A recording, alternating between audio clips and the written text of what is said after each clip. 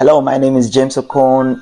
Again, I want to make you laugh a bit, and I want to talk about some of the many reasons why people go to church. It will shock you when you get to understand why people go to church, the intentions behind people going to church, be it male, female, young boy, young girl. Some of them that are very, very, very funny.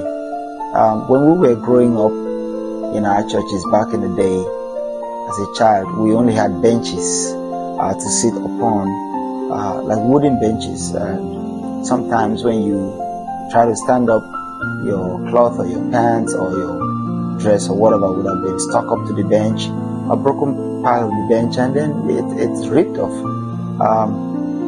When you try to adjust yourself, you could be stuck, or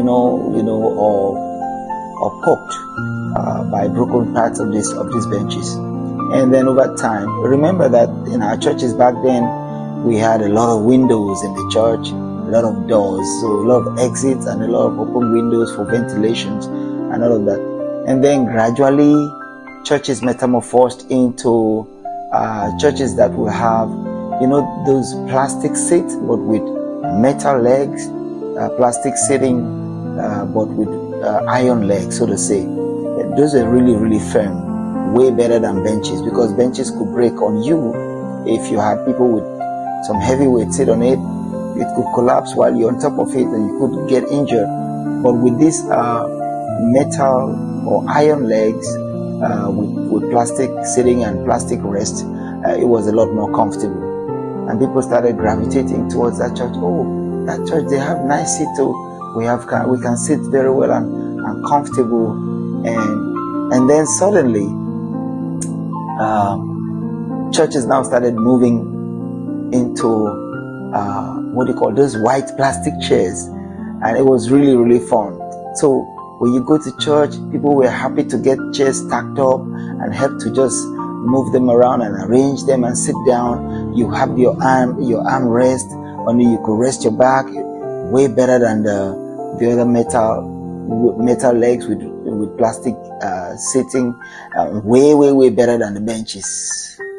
Suddenly, some pastors traveled and their eyes were opened and money came into church, and they decided, we want to have our church locked and have the air condition in the church. And obviously now with that, everybody now was now beginning to think, oh yeah, I like that church because they have air condition. Motive changed. Now people go to church not to hear the word, but just because the church had air condition. And suddenly churches now started having like this soft cushion sitting that when you really, really comfortable, and people would go in there and sit, and there's air condition. And suddenly people started investing on music and the band and good singing, and people now, beyond all of these other things I've mentioned, now people go, just because the music is good. And then people started going, pastors are developing themselves, the word is good. The other factor is that, especially in some parts of the world that I know, people go to church because now the church has a generator. There's guaranteed electricity. So when people go there, they can charge their phones.